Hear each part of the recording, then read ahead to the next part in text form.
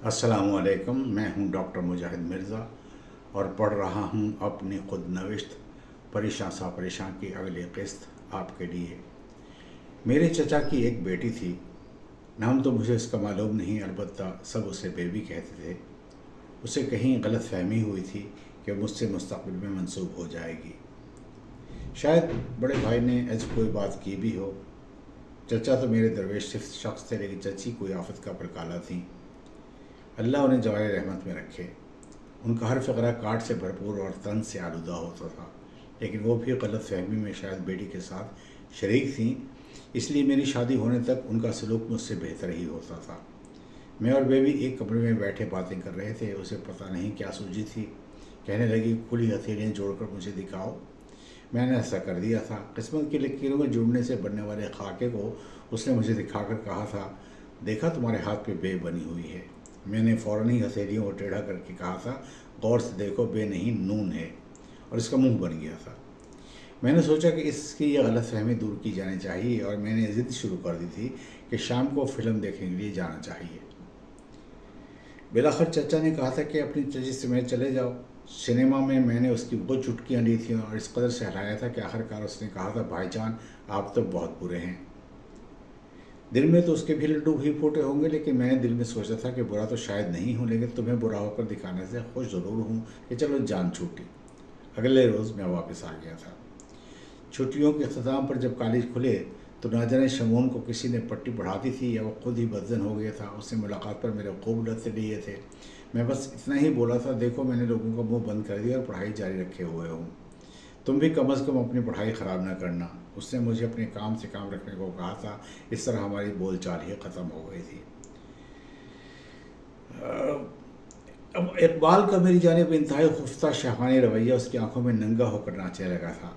वो जब दोस्ती में मुझे छूता था तो उसके लम्स से एहसास के बजाय बू से आने लगी थी, जिनसे मुखालिफ रसाई का फौदान मजहबी और मशक़ी समाज में अमली तौर पर आज़ाद नौजवानों को घसीटता हुआ कौन सी पिन्हाइयों और पहनाइयों में ले जाता है, इसके एतराफ़ करने की जरूरत रिंदाना बेहद कम लोगों में होती है। लेकिन इस अमल से कम बेश सभी गुजरते हैं, खुद लज्जती से लेकर हम जिन्स परस्ती तक और जिस्म खरीदने से जिस्म फरोशी तक। इकबाल मेरे लिए एक बुत था। वो मुझे शमून की तरह प्यारा नहीं था, बल्कि मैंने उसे अपने तस्वर में ताज़ीम की ममटी पर बिठाया हुआ था। मैं उसको दरवेश समझता था। उसका आम आदमी के मर्तबे तक गिरते और बुत को भुरते हुए देखने का मुझ में यारा नहीं था। मैं उससे उलझने लगा था, बिलाखिर बेरुखी बरतने लगा था। दोस्ती के जिस्म पर अगर जिन्स का नासूर हो तो उसे धीरे धीरे बेरुखी का जहर देकर मार दो। जहन पर छाए हुए तख्तीस के तूफ़ान को बादिले नाखास्ता खामोशी के बेरहम पुश्तों के पीछे रोक दो और गुज़रे वक्त की उस हसीन तस्वीर जो तकल्लुफ़ की कसाफत से अभी तक पाक थी, दिन ब दिन बढ़ते तकल्लुफ़ की सियासी राख से हौले हौले ढांप दो और आखिर बेकरार लम्हात के गुमनाम कब्रिस्तान में दोस्ती को दफन करके सो रहो। इकबाल से बेरुखी बरतने के इसी दौर में मेरी वालदा और मेरी भाभी भाई शुएब के बेटे शहजाद के हरनी के ऑपरेशन की खातिर पहुँचे थे। तब शहजाद की उम्र बमुश्किल 3 बरस थी। एक ही बरस पहले जब मैं अलीपुर पहुँचा था तब मुझसे लंबी एक नौजवान औरत ने मुझे बाजुओं में भरकर ऊपर उठा लिया था और हवा में 2-4 चक्कर दे दिए थे। ये खातून हमारी वो भाभी थी जो अपने 2 साल के बेटे समेत हमारे घर पहुँची थी। भाई शुएब ने कब ब्याह किया था और कैसे किया था शायद किसी ने बिना पूछा हो, लेकिन इस देहाती और साफ दिल औरत को हमारी वालदा ये कह कर कि हमारे यहाँ ऐसा नहीं होता, तहजीब सिखाने में जुट गई थी। उसकी मादरी ज़ुबान पंजाबी को उर्दू ज़दा किया जाने लगा था। उसका असली नाम सोहरा था। उसको बदल कर जदीद करने की खातिर लोगों को ये नाम शगुफ्ता बताया जाता था, मगर हम सब उसे सग्गो भाभी ही कहते थे। इस भाभी से मेरी दोस्ती बहुत जल्द हो गई थी और एक रोज़ उसने अपनी उर्दू ज़दा पंजाबी में कहा था, हम तो वो बंदे हैं कि ऊपर से गड्ढा लंघ जाए फिर भी हम कुछ नहीं बोलते। और भाभी थी ही ऐसी। शहजाद को चिल्ड्रन वार्ड के एक प्राइवेट रूम में रखा गया था। मामूली ऑपरेशन था। इसके कमरे में आने वाली चंद नर्सों में एक नर्स गुलशन नाम की थी, जो वाकई गुलशन थी। बड़ी बड़ी आंखें, गोरा रंग, बोटा सा कद, धीमा मिजाज, मुस्कुराती हुई और कम गो। मेरी माँ को बहुत अच्छी लगती थी और वो भी उन्हें अम्मा अम्मा कहा करती थी। अच्छी तो वो मुझे भी लगती थी, लेकिन मैंने तो लड़कियों से सीधे मुंह बात न करने की जैसे कसम खाई हुई थी। तारीख़ 1 अप्रैल थी। मैंने एक मिठाई के डब्बे में मौलाना मौदूदी की किताब पर्दा और दुनिया जहान की अल्लम गल्लम डालकर उसे रिबन से बांधा था, और किसी सर्जिकल वार्ड में जहाँ उसकी ड्यूटी थी जाकर उसे बड़े खलूस से कह कर के भाई मिठाई लाए थे और आप लोगों के लिए भी भेजी है, और साथ ही डब्बा उनके हवाले करके मैं तेज़ी से निकल गया था। आकर वालदा के पास बैठा ही था कि कमरे का दरवाज़ा धड़ाम से खुला था और गुलशन दाखिल हुई थी। मेरी वालदा ने पूछा, बेटी क्या बात है? उसने खशमगी निगाह मुझ पर डाली थी। मैं मुस्कुरा दिया था, वो भी मुस्कुरा दी थी। और कुछ नहीं अम्मा जी कहकर चली गई थी। इस तरह गुलशन से मेरा राह रस्म चल निकली थी। मैं तो बुनियादी तौर पर नजमा का एहसासा था, ख़यानत करते हुए दिल घबराता था, मगर गुलशन की देखनी ख़यानत पर पूरी तरह उकसाती थी। मशरक़ पाकिस्तान में फ़ौजी ऑपरेशन शुरू हो गया था।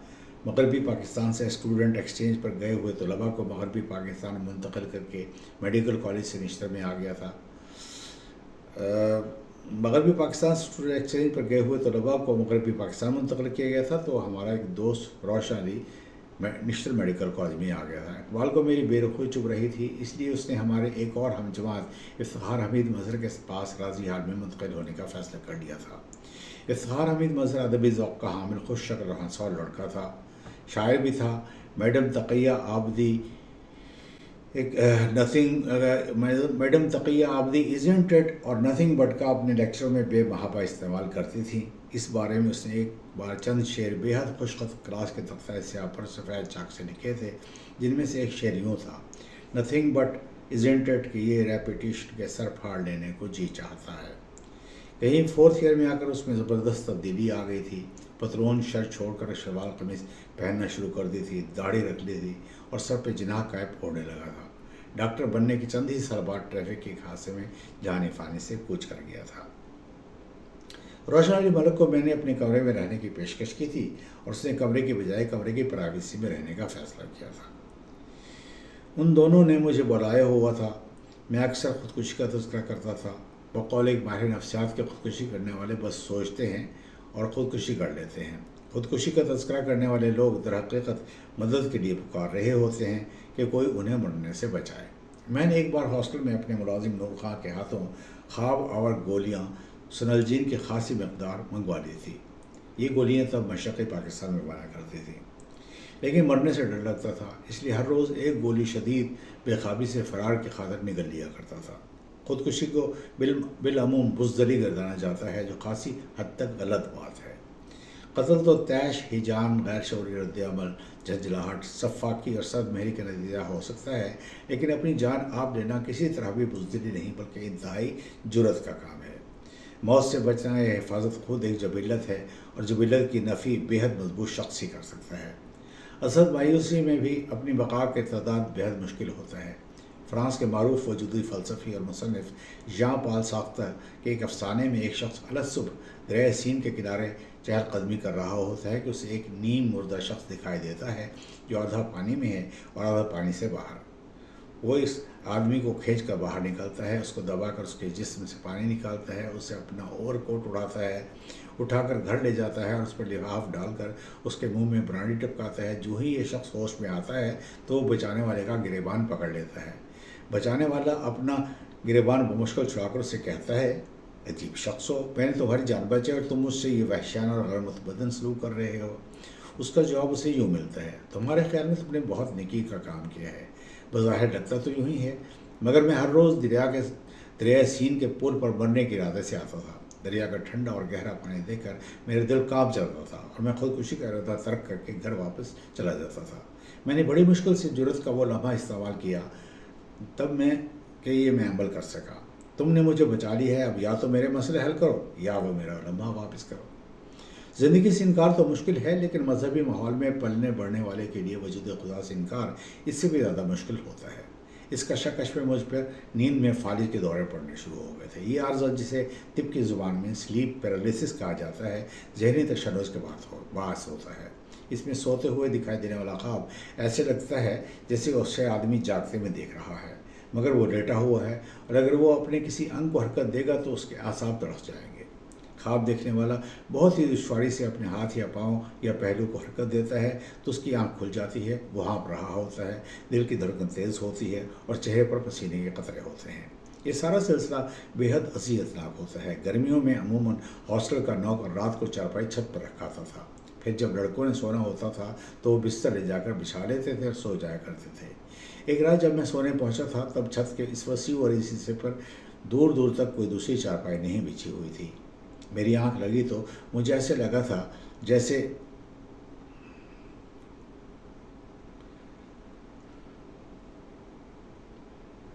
मेरी आंख पर तो मुझे ऐसे लगा था जैसे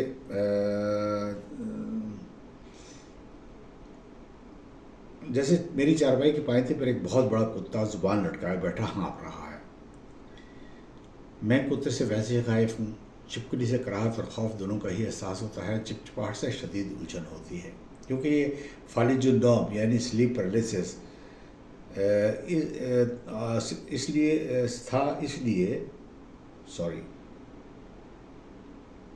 इसलिए मुझे चांदनी से चटकी हुई पूरी छत दिखाई दे रही थी जिस पर धरी अकेली चारपाई पर मैं ही लेटा हुआ था और वो हैबतनाक कुत्ता दूसरी तरफ देखते हुए पूरे ज़ोर से हाँफ रहा था। मैंने बेहद मुश्किल से दोनों पाँव जोड़कर उसे दुलस्ती मारी थी। मुझे अपने पाँव पर उसके बालों वाली खाल का लम्स भी महसूस हुआ था और उसके धब से फर्श पर गिरने की आवाज़ भी सुनाई दी थी और साथ ही मेरी आंख खुल गई थी। न कुत्ता था न ही उसका नामो निशान। अकेली चांदनी से चटकी छत पर मैं तनहा। मैंने तो सूरज से बिस्तर समेटा था और तेज़ी से सीढ़ियाँ उतरकर कमरे के फर्श पर आ सोया था। खुदकुशी तो मुझे करनी ही थी। खुदा का वजूद मशकूक हो गया था। मज़हब लायानी लगने लगा था। दुनिया में जुल्म और ज़्यादती के ख़त्म होने की कोई उम्मीद नज़र नहीं आती थी। नजमा छिन गई थी। गुलशन राह फरार थी और फिर वो कभी वाक़या जिसमें मैं खुद को बेहद कसूरवार समझने लगा था। सोने पे सुहागा शमून की बेरुखी थी। शमून ने कॉलेज जाना छोड़ दिया था। अब वो नज़ीर के साथ घूमते फिरता देखा जाने लगा था। शायद वो सोशलिस्ट हो गया था। जमातियों को ये कहने का मौका मिल गया था कि जिसके साथ ज़्यादती हो जाए वो सुरखा हो जाता है और इस बात पर कहके भी लगाए जाते थे। एक रात मैंने मर जाने का मुसम्मम इरादा कर लिया था। एक रुक़ा भी लिख डाला था जो पूरा तो याद नहीं, लेकिन इसमें दो बातें दर्ज थीं। एक तो ये कि मैं खुद से मर रहा हूँ, मुझे खुदा नहीं मार रहा, और दूसरी ये कि मेरी लाश निश्चित अस्पताल के उन दो ब्लॉकों के दरमियान जो पैथोलॉजी डिपार्टमेंट के मद्दे मुकाबिल हैं उगे 3 दरख्तों में से बीच वाले दरख्त के नीचे दफन की जाए। ऐसा क्यों सोचा था? शायद उस जगह तन्हाई की जमालियात थी। मंसूबा ये था कि गोलियां खा लूँगा, मेरा मुलाजिम नूर चारपाई ऊपर छत पर डालाएगा, मैं वहाँ जाकर लेट जाऊँगा, लोग सो रहे होंगे, सुबह होगी तो मुझे मरा हुआ पाएंगे। अल्लाह अल्लाह खैर सल्ला।